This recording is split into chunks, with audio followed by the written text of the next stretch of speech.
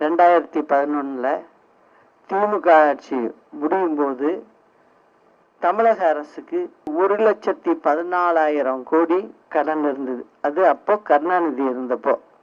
அதுக்கப்புறம் அம்மா ஆட்சி தொடர்ந்து 2011 நடந்துகிட்டு வந்தது.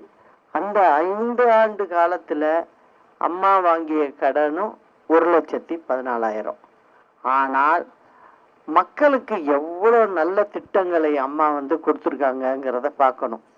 ஆனா கருணாநிதி 2011 இதே 1,14,000 கோடிய கடனை வாங்கினார ஒழிய மக்களுக்காக எதுவும் செய்யல. ஆனா அம்மா நிறைய திட்டங்களை மக்களுக்காக செஞ்சிருக்காங்க. ஆனா இப்போ திமுக அரசு இந்த ஆண்டு பாத்தீங்கன்னா 3.5 வருஷம் தாண்டிட்டாச்சு அவங்க ஆட்சிக்கு. கிட்டத்தட்ட அவங்க 3 லட்சம் கோடி போல கடன் வாங்கியிருக்காங்க.